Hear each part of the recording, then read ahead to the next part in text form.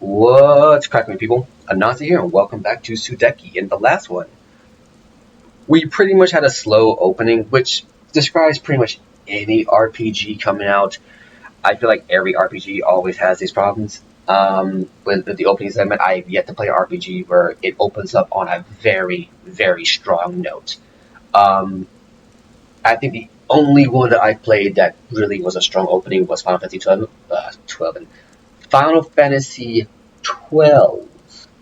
Um, and that was a long time ago. Anyway, I'm rambling. Let's get back. Let's get back to go to the wilds.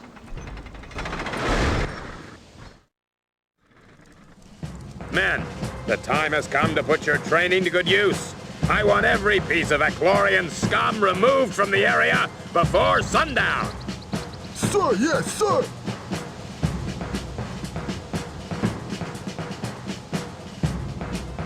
March to New Brightwater and make sure the road is secure. Tal, take charge of the two rookies, and we'll rendezvous in New Brightwater. Sir.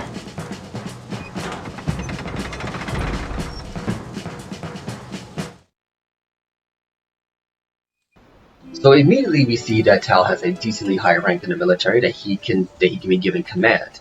These two are use items with a quick menu by pressing Y. So here's your quick menu. Your quick menu shows you a couple of things. You can use you have your skill points, which I only have the Shin Splitter right now. You have your recruit swords. Well, so you have your ability to swap weapons in and out. You can go to the options menu.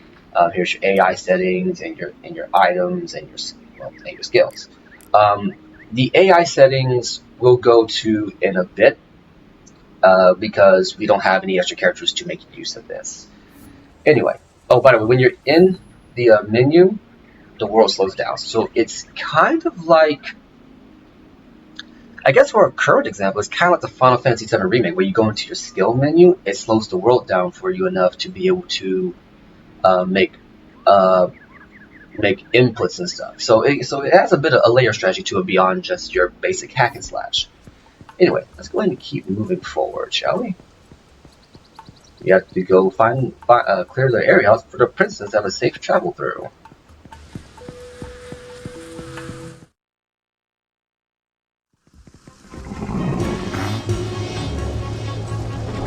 What the?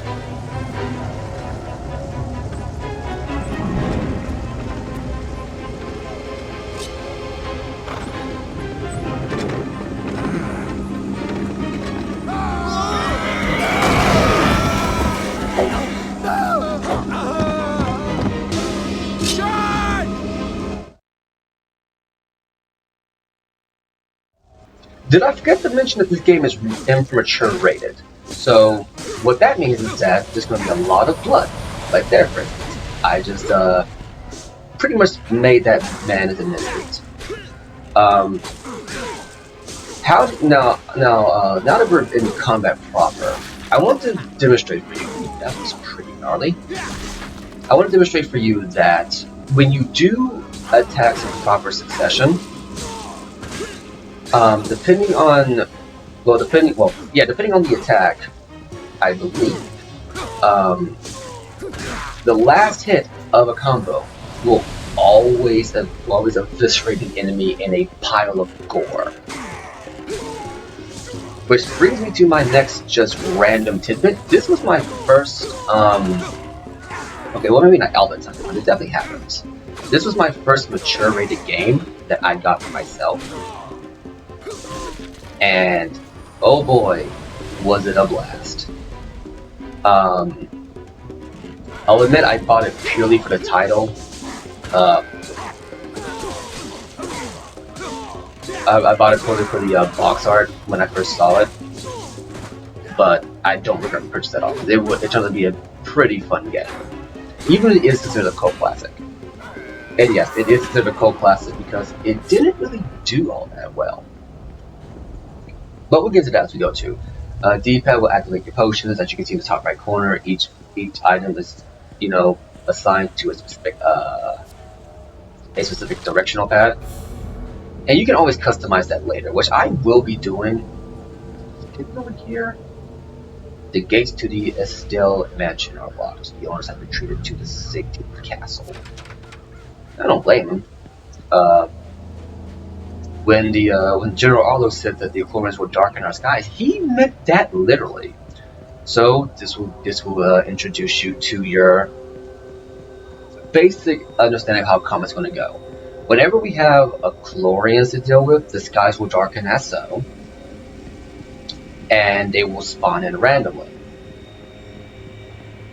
This pretty much becomes your random battle system. The problem is, it's not like you're going to go to a different screen. Ooh, buddies. Oh dear, that is not. You don't feed animals with blood. You just don't. The road is closed because the road beyond is lost to the enemy. You have to travel around it. Well, that freaking figures. But yeah, how it works is that you're going to enter a zone through one of these doors, and when you enter into a zone, you have a chance to enter a battle.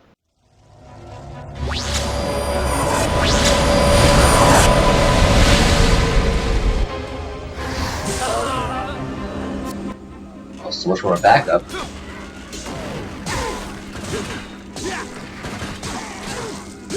But yeah, you have a chance to enter a random battle. You won't always enter a battle going into an area, but it's to be expected. It is expected that it can't happen like on every entry. So I recommend getting used to the combat as it is right now, because your only means of healing yourself is literally health potions or health ointments. No, Reese, come back when the darkness leaves this land. There's the Nolan farm. We'll be coming back here later because there's something important to pick up at this farm. In the bag. That I would like to get. So keep that in mind. Is a safe one around here? Yes, it's right beyond here. Ooh. Well, that's a very effective scarecrow, but I think it's only going to work on humans because I think this one's going to attract the buzzards. So let's go ahead and save. I'm going to cut past this. I want to cut past that because there are some spoilers in terms of names that I don't really feel like trying to edit them out. So I'm just going to skip past them. When we get to a point where I'm caught up enough in the game to where I can show it off, I will. But it's just a superfluous menu. You don't really need to worry about it. Hey, soldier, what's going on? Arlo wants the area cleared at any cost, but he hasn't seen that monster yet. Monster? What monster? Well, I guess we'll be finding out pretty soon. Anyway, let's just keep on keeping on. Oh, and these are looking at these right here. Whenever you see one of those balance scales, that means you found a traitor. A note reads, back after invasion has ended. Pompos, the owner, appears to have run away. Yeah. So keep these in mind, because these are where you're going to get your better deals from. Like I don't think I mentioned this earlier, but with regards to Kamo, you want to avoid shopping at him beyond the weapons at all costs, because his prices are a ripoff. Ooh, she did not get out well. And now, here we are. Remember that wolf totem we got in the last part? Well, this is where you use it at. You may bring wolf totems here in exchange for gifts from Karastan. 4 totems will unlock Karastan's ultimate weapon. So, this is where we get our first side quest. Well, our first game-long quest, I should say. Whenever you offer a totem, you get it. You will get a specific weapon. You get an Orb of Vigor. This increases your max health by 100 HP. In here, this is your main menu screen. In here, you can go to certain things. Like here's your quest log. This will show you what it is you want to do.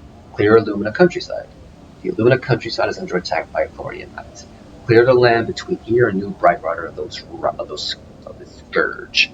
Remember, use the arrow in the nav map at the top left corner of your screen as a guide. It always points in the direction you need to follow in your primary quest.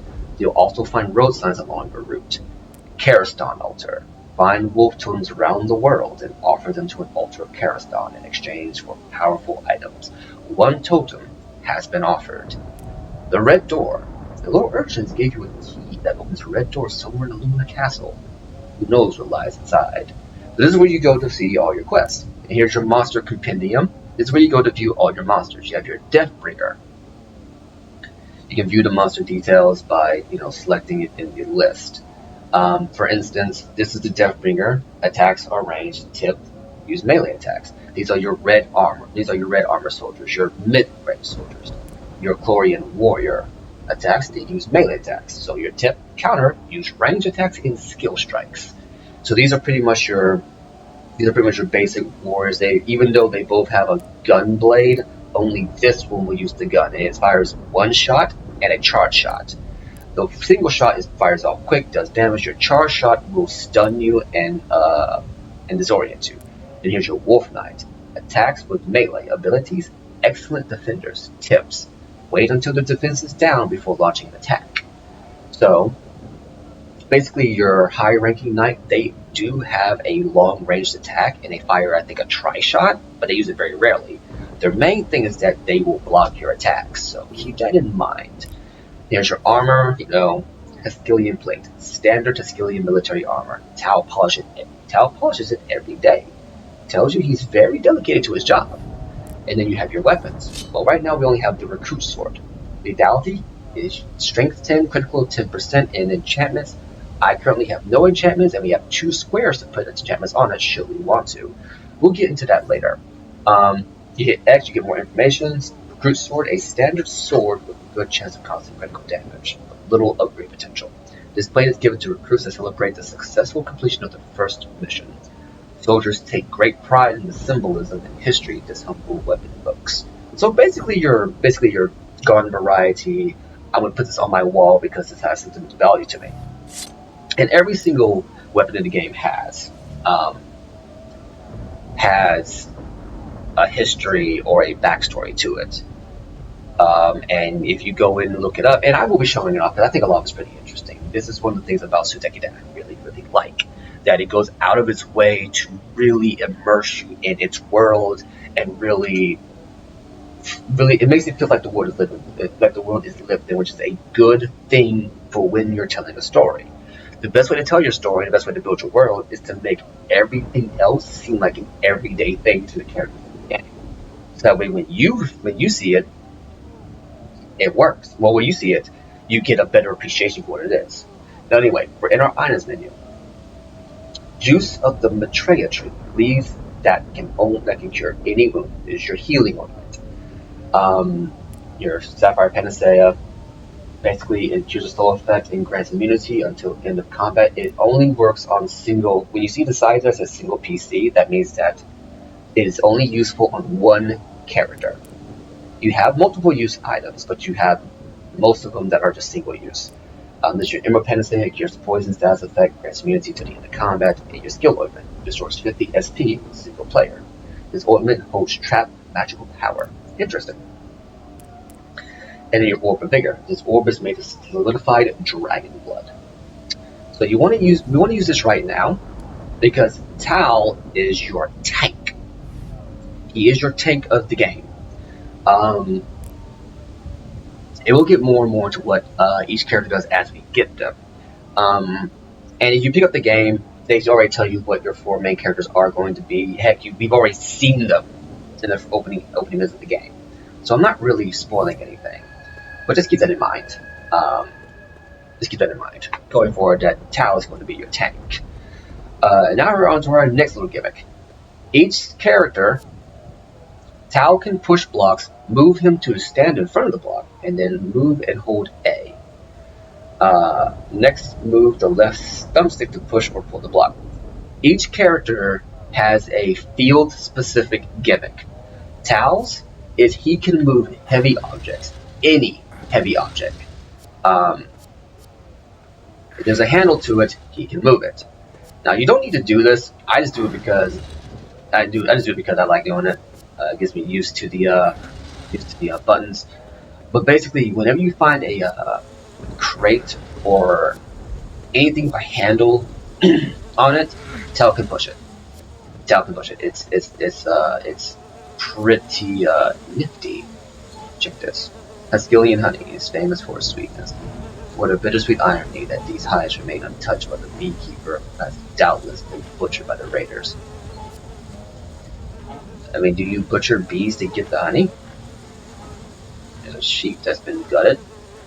Here's a tree growing through a rock. There's a well. So yeah, we're going to keep on keeping on. But yeah, Parham County.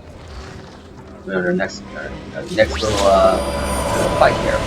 You can usually tell when a fight's going to start, but the camera will pull back to let you know. Let's go ahead and take care of these guys first, because they're going to be the main problems.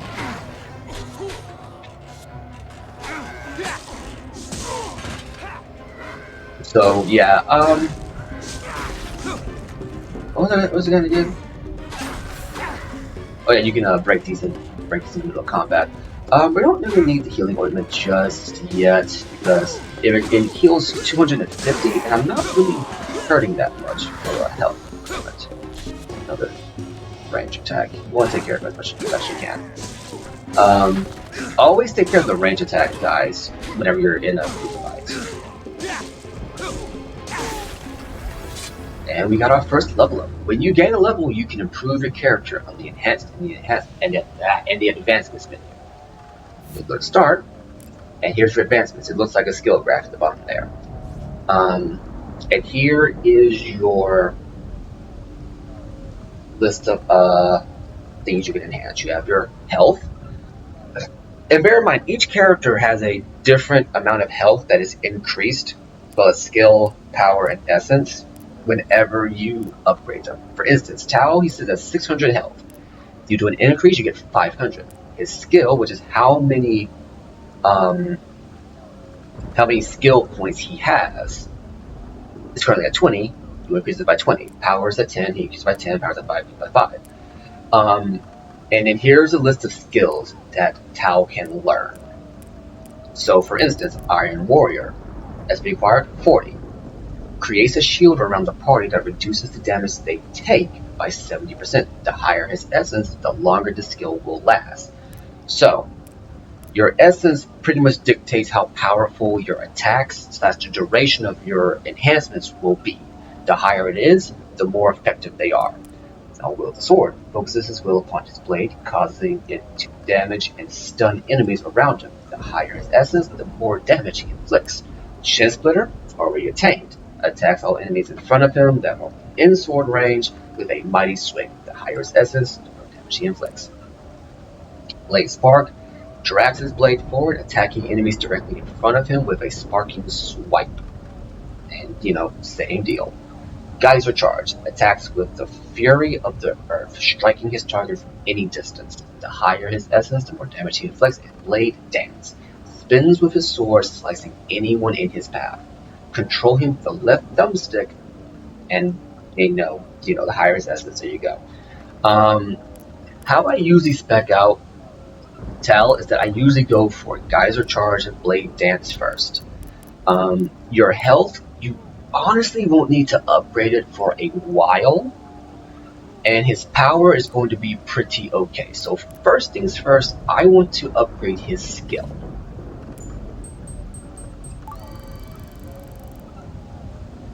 And that should do it. Now that gives us access to Iron Warrior and Blade Spark and Geyser Charge. And we'll get more and more from there. Oh, also here's your valuables. This will give you info on certain things and stuff. So I won't worry about this too much. When surrounded by enemies, you can repel them by pressing the B button. That's the battle manual, basically. So yeah, that's pretty much how that goes. Let's go ahead and climb up here. And go on from there. So I meant to bring this up in the in the combat, but certain combos that you do with Tao will do more damage than others. I believe your X attacks do more damage while your A attacks are faster. Mixing them up will definitely do you some good in battle because it's like a basic hack and slash, you know. You'll do more damage as you go through. An ancient ring of stones. I wonder what it was built for. That's a good question, Tal. We're not going to go there just yet. I want to go over here first. See if there's anything to grab. No, I don't see anything. Man, that guy is on fire. Huh. Well, there's a thing here that I can move, but I can't do anything with it from what I can tell. Let's go ahead and just move it out the way. I'm going to do that now just to save us some trouble later. Check. This deep well is full of water. This water is wet. That's pretty much all that is.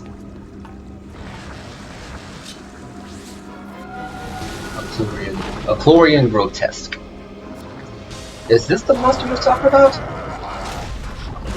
If it is, it's going to be a tough fight.